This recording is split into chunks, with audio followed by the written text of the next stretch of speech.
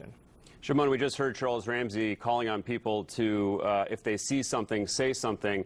Do we know how long this had been up on this website, 8chan? And for those in our audience who don't know what a toxic cesspool this website really is, can you tell them? Yeah, it's an online message board, right? And essentially there's a lot of racist and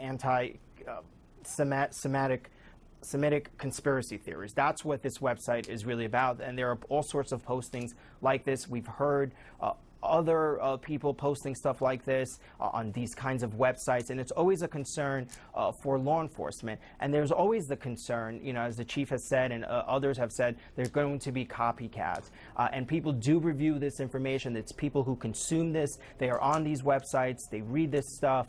And it's always a concern that this kind of information could bring someone to the edge, could finally bring someone who may be thinking about doing something like this, and then they're consuming all of this information, reading things on these websites, and then finally, because of consuming all of this information, it brings them to the edge, and they get to the point where they, you know, cause such harm as we see today.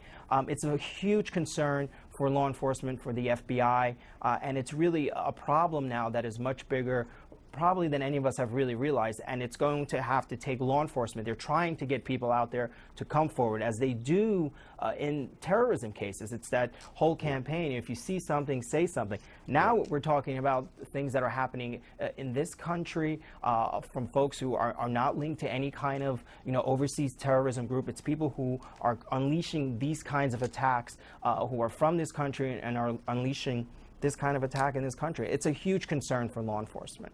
Right, and that site in particular, really a breeding ground. This is not the first time that we've seen so-called manifestos posted on there before. That's right. Attacks like this. Shimon, stand by. Thanks for your reporting. We are going to get back to you very quickly, but I wanted to go to